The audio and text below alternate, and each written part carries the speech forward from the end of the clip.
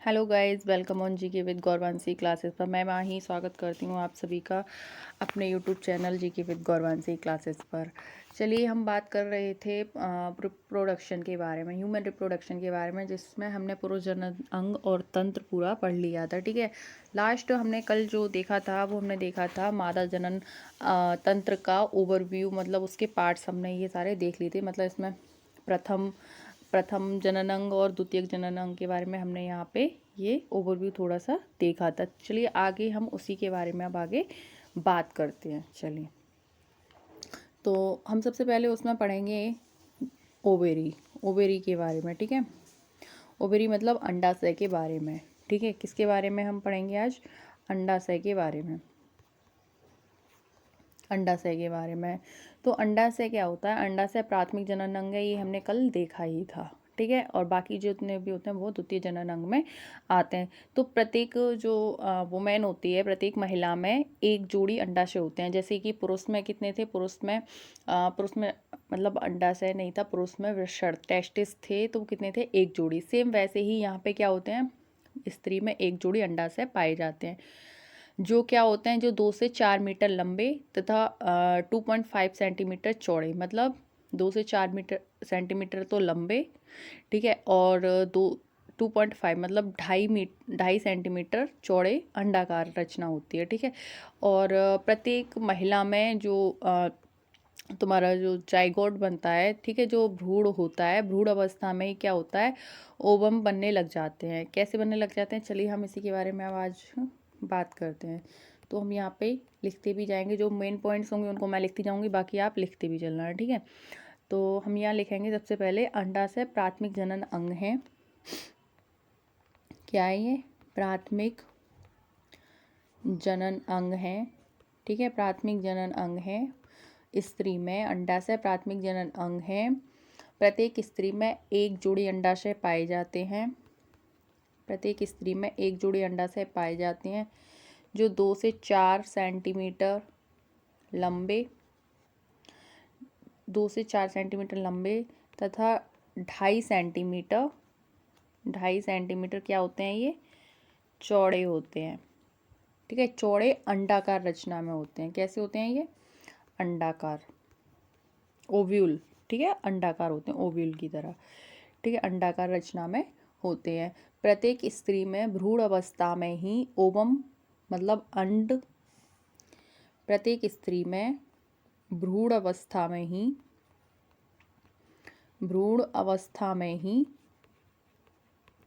मतलब भ्रूण अवस्था जब वो अपनी माँ के पेट में होती है, ठीक है, तब। तो भ्रूण अवस्था में ही ओवम को बनाने वाली कोशिकाएं, मतलब उनको बोलेंगे हम, ओवम को बनाने वाली कोशिकाएं प्राइमरी फॉलिकल।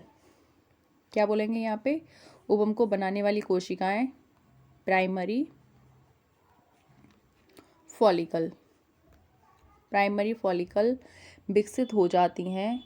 भ्रूण अवस्था में इनकी संख्या लाखों होती है। भ्रूण अवस्था में इनकी संख्या लाखों होती है, किंतु जन्म के समय यह 60 से 80 हजार तथा किशोरावस्था के बाद या स्त्री में किशोरावस्था के, ये कब होती हैं? जन्म के समय। ठीक है, और ये कब होती हैं? किशोरावस्था में 500 प्राइमरी फॉलिकल पाए जाते हैं। कितने? 500 प्राइमरी फॉलिकल पाए जाते हैं। ठीक है, सामान्यतः प्रत्येक माह मतलब एवरी मंथ, सामान्यतः प्रत्येक माह इस प्राइमरी फॉलिकल से एक अंड का निर्माण होता है। सामान्यतः प्रत्येक माह इस प्राइमरी फॉलिकल से एक अंड का निर्माण होता है। प्राइमरी फॉलिकल से अंड बनने, ओवम बनने की इस क्रिया में ग्रेफियन पुटिकाएं, ग्रेफियन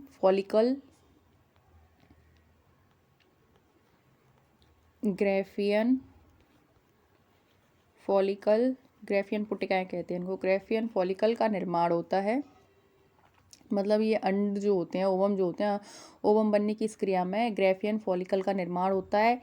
ये ग्रेफियन फॉलिकल 2 हार्मोन स्रावित करता है। यह ग्रेफियन फॉलिकल 2 हार्मोन स्रावित करता है, एस्ट्रोजन और प्रोजेस्टेरॉन। एस्ट्रोजन और प्रोजेस्टेरॉन। ठीक है। तो क्या होता है कि महिला में एक जोड़ी क्या पाए जाते हैं, एक जोड़ी ओवरी पाए जाते हैं। ठीक है, जिसके अंदर ओवम होते हैं और ये ओवरी कितने होते हैं, 2 से 4 सेंटीमीटर लंबे और 2.5 सेंटीमीटर चौड़े होते हैं। ठीक है, और प्रत्येक स्त्री में क्या होता है, जब वो अपने माँ की गर्भ में होती है, भ्रूणावस्था में होती है, तो उस समय ये अंड मतलब ओवम का बनना स्टार्ट हो जाता है। और ओवम ये बनते हैं, जो ये बनते हैं तो वो प्राइमरी फॉलिकल से बनते हैं, मतलब प्राइमरी जो फॉलिकल होती है जिससे ये बनते हैं, उनका विकास हो जाता है। और जब वो भ्रूणावस्था में होती है तो ये 60 से 80 हज़ार लाखों में होते हैं, और जन्म के समय 60 से 80 हज़ार, और किशोरावस्था में 500 के समथिंग प्राइमरी फॉलिकल पाए जाते हैं। प्रत्येक महीने इन प्राइमरी फॉलिकल से ही, ठीक है, इन कोशिकाओं से ही क्या होता है, जब क्रिया होती है तो इनसे ग्रेफियन फॉलिकल, मतलब प्रत्येक माह एक अंड का निर्माण होता है, और इन्हीं प्राइमरी फॉलिकल से जो ओवम बनता है, ओवम बनने की इस क्रिया में एक ग्रेफियन फॉलिकल का निर्माण होता है। ग्रेफियन फॉलिकल मतलब ग्रेफियन पुटिकाएँ का निर्माण होता है, और ग्रेफियन फॉलिकल 2 हार्मोन स्रावित करती है, जिनका नाम है एस्ट्रोजन और प्रोजेस्टेरॉन। ठीक है, तो अब हम बात कर लेंगे यहाँ पे एस्ट्रोजन और प्रोजेस्टेरॉन के बारे में, ये क्या है। तो आप लिखिए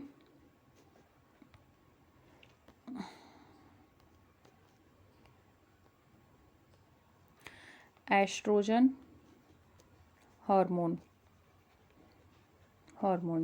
ठीक है, एस्ट्रोजन हॉर्मोन्स के बारे में यहाँ पे लिखिए आप। यह हार्मोन नारी विकास हार्मोन कहलाता है। तो जैसे वहाँ पे कौन सा था, टेस्टोस्टेरोन। ठीक है, तो यहाँ पे कौन सा है, ये एस्ट्रोजन। ठीक है, यह नारी विकास हार्मोन कहलाता है क्योंकि यह मादा के लैंगिक लक्षण तथा सहायक जननांग के विकास को प्रेरित करता है। क्या करता है, मतलब फीमेल्स में जो भी फीमेल के लक्षण आते हैं उनको, और सहायक जननांगों के विकास को प्रेरित करता है। इसके स्रावर से स्तन, अंडवाहिनी,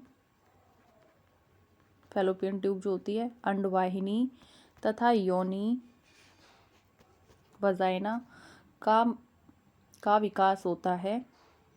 स्तन, अंडवाहिनी और योनि का विकास होता है। इसको जननांग, स्त्री के जननांग बोला जाता है। ठीक है ना, सहायक जननांग का विकास होता है। मासिक चक्र का प्रारंभ, और क्या क्या होता है इसमें, मासिक चक्र का प्रारंभ, मेंस्ट्रुएशन साइकिल, मासिक चक्र का प्रारंभ, आवाज में महीनता,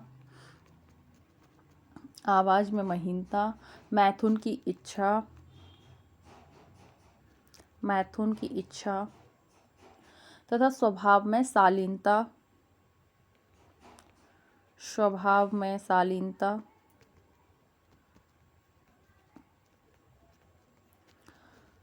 इसी हार्मोन से आते हैं। ठीक है, कौन से हार्मोन से, एस्ट्रोजन से। ठीक है, एस्ट्रोजन हार्मोन से आते हैं।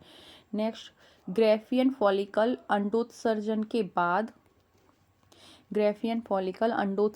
बाद कॉपर ल्यूटिमस,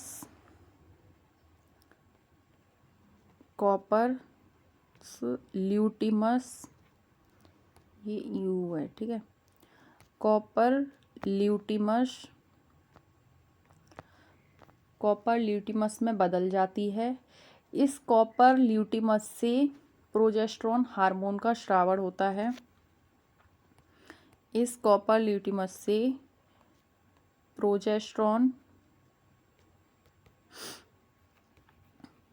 प्रोजेस्टेरॉन हार्मोन का स्रावण होता है। इस हार्मोन के प्रभाव से आंतरिक स्तर में रुधिर की आपूर्ति बढ़ जाती है। आंतरिक स्तर में आंतरिक स्तर में रुधिर की आपूर्ति बढ़ जाती है तथा साथ ही साथ इसके स्रावर से दुग्ध ग्रंथियां बड़ी हो जाती हैं तथा इसके स्रावर से साथ ही साथ इसके स्रावर से दुग्ध ग्रंथियां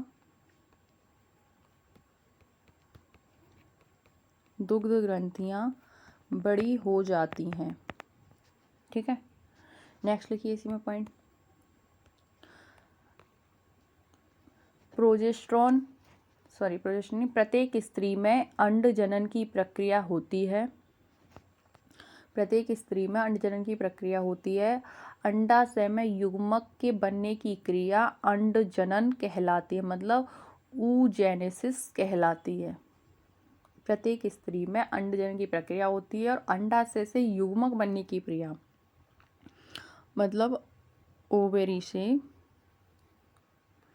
क्या बनने की प्रक्रिया? युग्मक बनने की प्रक्रिया क्या कहलाती है? ये जो यहाँ ये जो बदलाव हुआ है ये प्रक्रिया क्या कहलाती है? ये कहलाती है अंड जनन, मतलब oogenesis कहलाती है। किशोरावस्था के बाद अंड जनन में प्रत्येक माह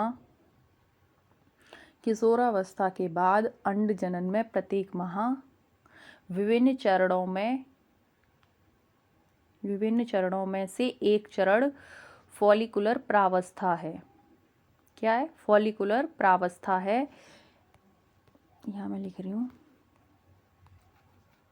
फॉलिकुलर प्रावस्था स्टेज। फॉलिकुलर स्टेज प्रावस्था है। इसमें प्राइमरी oocyte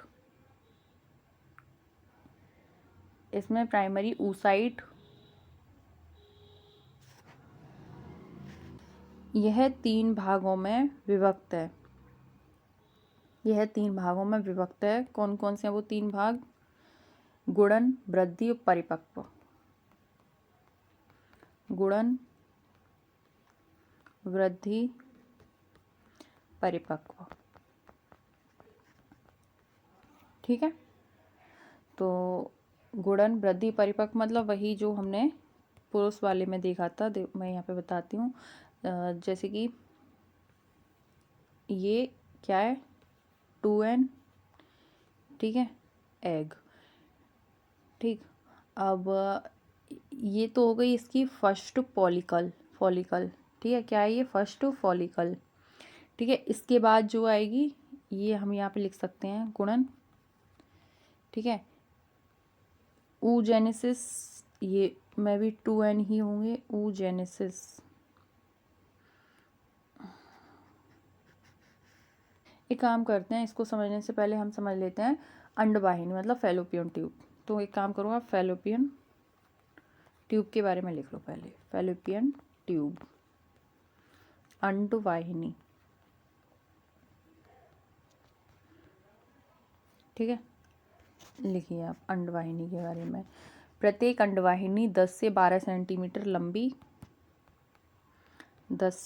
सेंटीमीटर लंबी होती है। यह 3 भागों में विभक्त होती है। जैसे कि हमने आपको बताया था। कहाँ गया जी? यहाँ देखते हैं, देखो ये देखो, इथेमस, एम्पुला और इन्फेंडिबुलम बताया था हमने। ठीक है, यही 3 भाग हैं। इन्फेंडिबुलम को हम कीपक, एम्पुला को हम तुम्बिका कहते हैं। ठीक है, चलिए तो यहाँ पे जी लिखिए 3 भागों में विभक्त है। इन्फेंडिबुलम, मैं यहाँ लिख रही हूँ इन्फेंडिबुलम।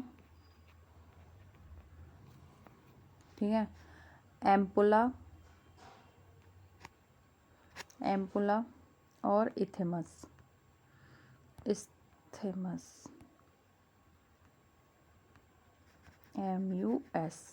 इस्थेमस। ठीक है, ये 3 भागों में विभक्त है। अब एक दो पॉइंट से सबके बारे में थोड़ा थोड़ा पॉइंट देख लेते हैं। जैसे इन्फेंडिबुलम, ये अंडाशय से ऊपर का भाग है, अंडाशय से, ओवरी से, अंडाशय से ऊपर का भाग है,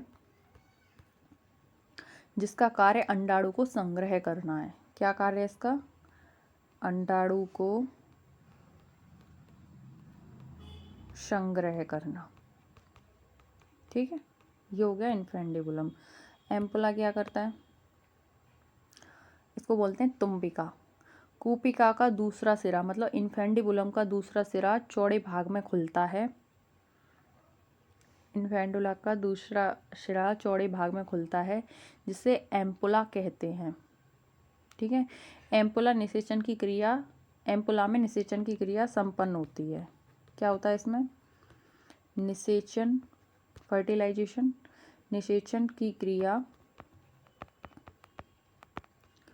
संपन्न होती है। ठीक है, अब बात करते हैं इस्थेमस। यह तुम्बिका को गर्भाशय से जोड़ने का संक्रामक मार्ग है। क्या करता है यह? मतलब एम्पुला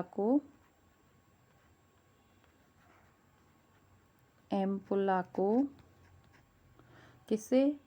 गर्भाशय से, गर्भाशय से जोड़ने का कार्य करता है, जोड़ने का कार्य करता है। ठीक है, चलिए अब यहाँ एक वर्ड आ गया नया, क्या? गर्भाशय। तो नेक्स्ट लिखिए अब गर्भाशय। गर्भाशय के बारे में, यह उल्टी नासपाती के आकार की संरचना है। कुछ इस तरीके से नहीं है, यहाँ से कट हो रही है। यह उल्टी नासपाती के आकार की संरचना है, जिसकी भित्ति 3 परतों की बनी है। 3 परतों की यह बनी होती है, या 3 मेम्ब्रेन मतलब झिल्ली होती हैं। पहली प्रीमेट्रियम, मायोमेट्रियम और एंडोमेट्रियम। तो बाहरी झिल्ली,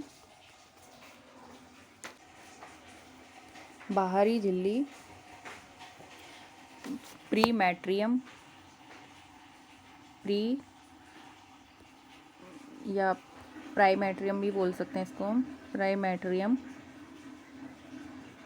ठीक है, कहलाती है मध्य चिकनी पेशी गर्भाशय पेशी। मध्य जो होती है उसको चिकनी पेशी गर्भाशय पेशी कहलाती है, जिसको हम बोलते हैं मायोमेट्रियम। ठीक है, जो अंतिम होती है, अंतिम मुड़ी हुई मोरदार परत, मतलब एंड्रोमेट्रियम कहलाती है।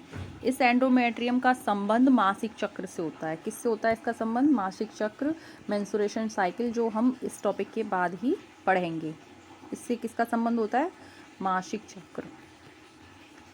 मासिक चक्र से एंड्रोमेट्रियम का संबंध होता है। ठीक है, अब जो हम पढ़ेंगे इसके बाद है हमारा पॉइंट इसमें इस मतलब महिला जनन या मतलब स्त्री जनन में वो पढ़ेंगे हम वजाइना के बारे में।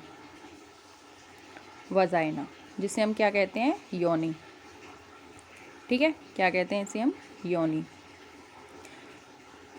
चलिए तो लिखिए आप, गर्भाशय अपने संक्रिय मार्ग सर्विक्स, गर्भाशय अपने संक्रिय मार्ग सर्विक्स के द्वारा योनि में खुलता है। योनि छोटे पेशीय कपाट लेबिया मिनोरा,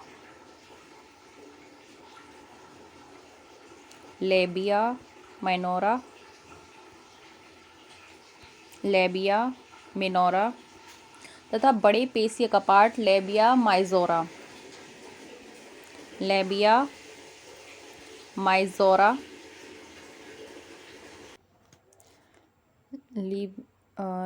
लेबिया मिजोरा। ठीक है, तो क्या था इसमें? लेबिया मिनोरा छोटे पेशीय कपाट और बड़े पेशीय कपाट लेबिया माइजोरा द्वारा बाहर की तरफ घिरी रहती है। योनि शरीर के बाहर योनि द्वार द्वारा खुलती है, जहाँ बार्थलीवर्स ग्लैंड्स उपस्थित होती हैं।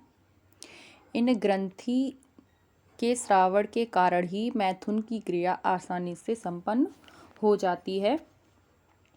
मैथुन की क्रिया आसानी से संपन्न हो पाती है या संपन्न हो जाती है। योनि द्वारा या योनि द्वार पर एक परत हाइमन पाई जाती है। योनि द्वार पर एक परत हाइमन पाई जाती है। हाइमन पाई जाती है। यह एक पतली झिल्ली है। यह एक पतली झिल्ली है जो प्रथम मैथुन क्रिया साइकिल चलाने, खेल कूद या किसी दुर्घटना के दौरान फट जाती है। योनि द्वार के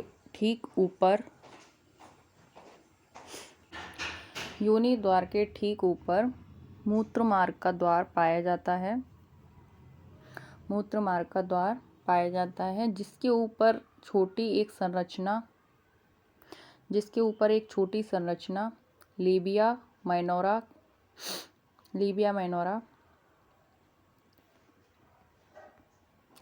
माइनोरा के ऊपरी संधि पर स्थित होती है जिसे क्लाइट्रोसिस मतलब भगशिश्न बोलते हैं। भगशिश्न कहलाती है। इसे पुरुष शिश्न के समरूप माना जाता है। इसके अतिरिक्त ऊपर की तरफ मोन्स प्यूबिक वसायुक्त पाए जाते हैं जो बालों से ढके रहते हैं। ठीक है। और एक और पॉइंट इसमें कि इसको है ना वुल्वा भी बोलते हैं। क्या बोलते हैं? वुल्वा, वजाइना को। ठीक है। नेक्स्ट जो इसमें टॉपिक है वो पढ़ेंगे अब दुग्ध ग्रंथियाँ और इसके बाद मेंस्ट्रुएशन साइकिल। ठीक है। तो लिख लीजिए आप इसमें फटाफट से दुग्ध ग्रंथियों के बारे में। ठीक है। दुग्ध ग्रंथियाँ, यह एक जोड़ी पाई जाती है। प्रत्येक स्तन ग्रंथि में 15 से 20 स्तनपालियाँ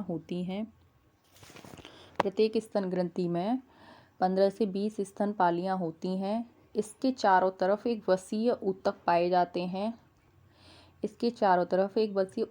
जाते हैं जो केवल स्तन ग्रंथियों को आकार प्रदान करते हैं। प्रत्येक मेमोरी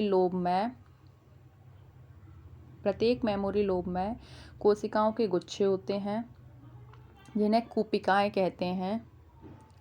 इन्हीं कोशिकाओं से दुग्ध स्रावित होता है जो लैक्टिफेरस डक्ट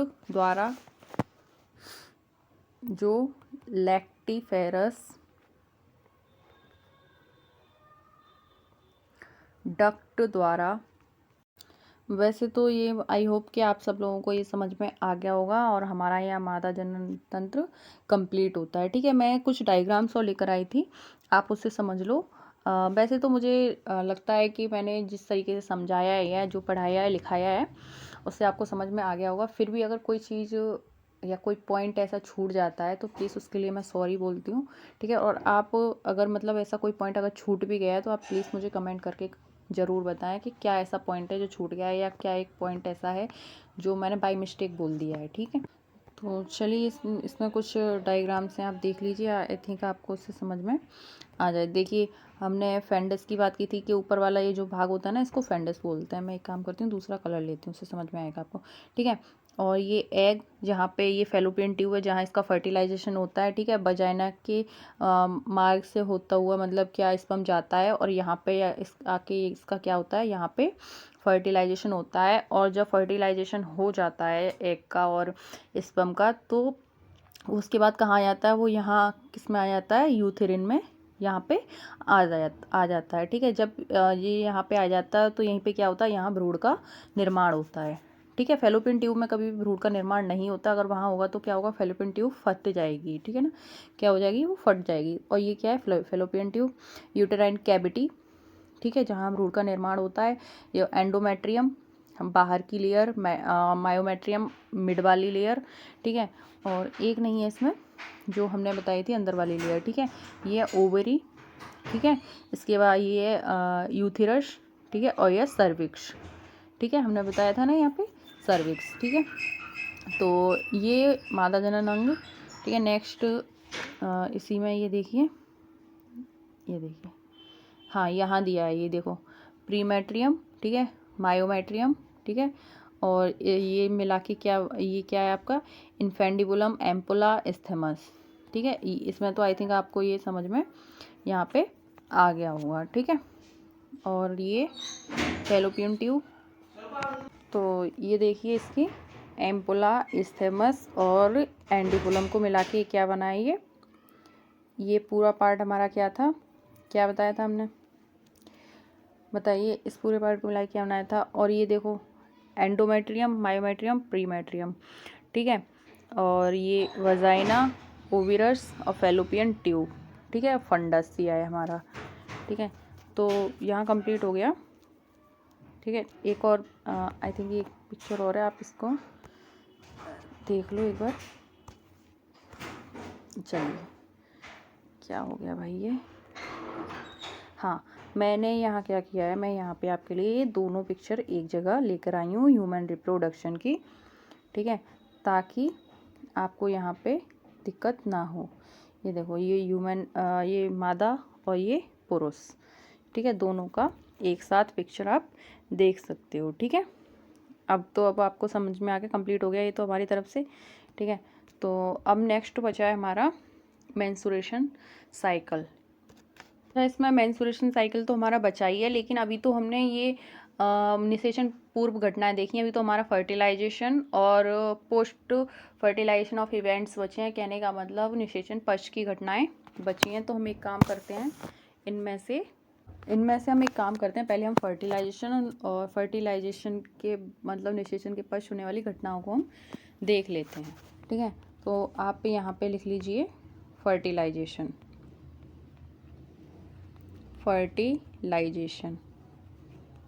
ठीक है, मतलब निषेचन, ठीक है, निषेचन। लिखिए, मनुष्य में आंतरिक निषेचन पाया जाता है, मनुष्य में आंतरिक निषेचन पाया जाता है। नर युग्मक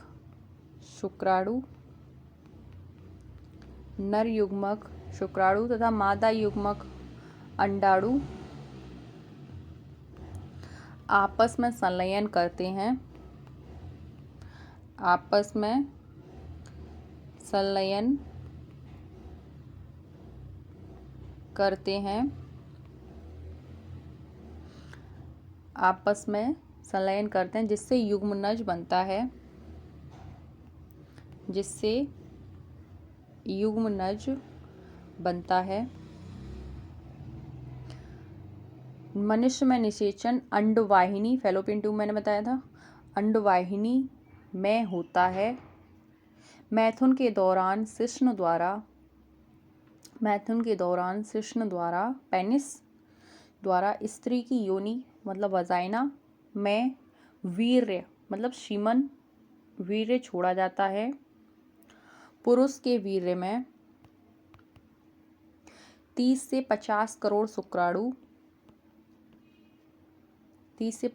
शुक्राणु होते हैं, जिनमें से केवल 1% ही स्त्री के अंडाणु तक पहुंच पाते हैं। स्त्री की योनि में लगभग शुक्राणु 72 घंटे तक जीवित रह सकता है, जबकि अंडाणु 12 से 14 घंटे तक निषेचन के योग्य रहता है। निषेचन की क्रिया तभी संभव है जब शुक्राणु तथा अंडाणु एक ही समय पर एम्पुला मतलब तुम्बिका में स्थित हों, अन्यथा निषेचन नहीं होता है। तुम्बिका में स्थित हो। तुम्बिका क्या है, आपकी जो फैलोपियन ट्यूब थी उससे थोड़ा सा नीचे वाला भाग, ठीक है ना। तुम्बिका एम्पुला में स्थित हो, अन्यथा निषेचन नहीं होता है। तो ये हो गया आपका फर्टिलाइजेशन।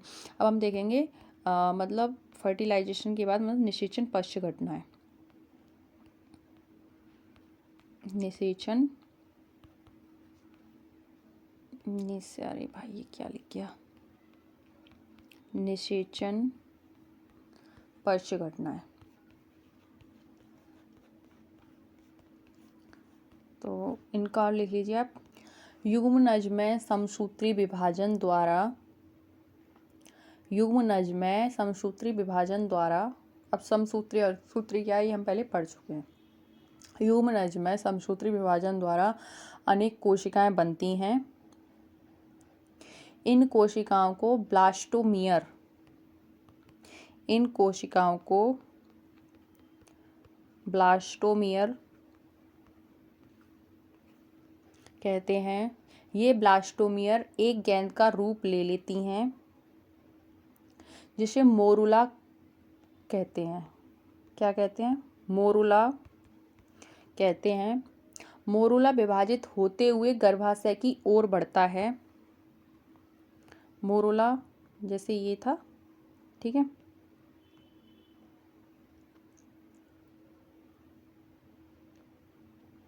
यहाँ से ये यहाँ पे गर्भाशय की ओर बढ़ता है, जिसमें एक गुहा बन जाती है,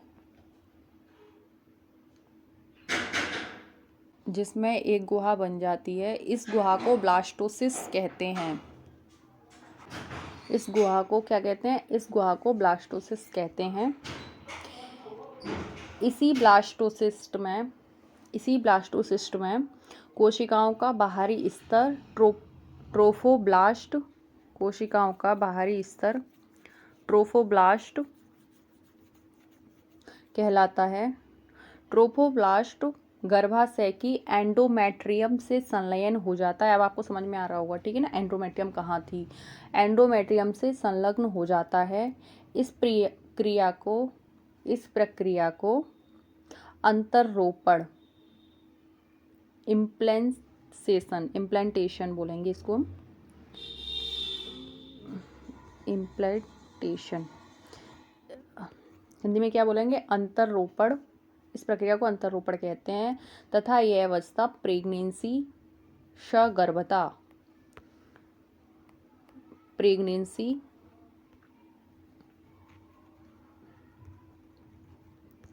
सगर्भता कहलाती है। इस समय यह स्तंभ कोशिकाएं कहलाती हैं। अंतर्रोपण के बाद ट्रोफोब्लास्ट पर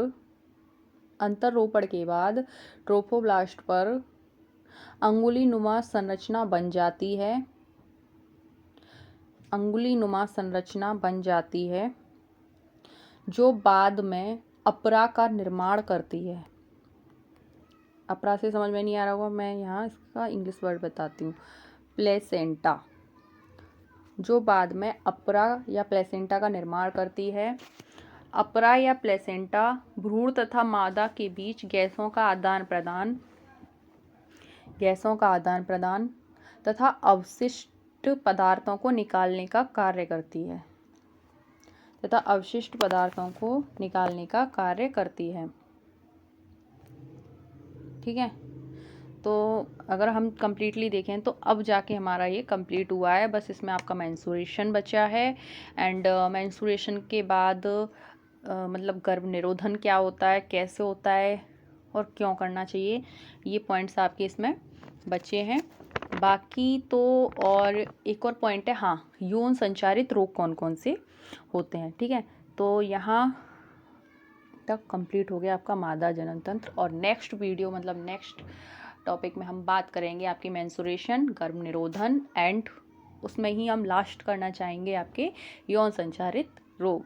तो अगर आपको ये वीडियो आपको पसंद आई हो, कंटेंट अच्छा लगा हो, तो please like, share and comment ज़रूर करें। धन्यवाद।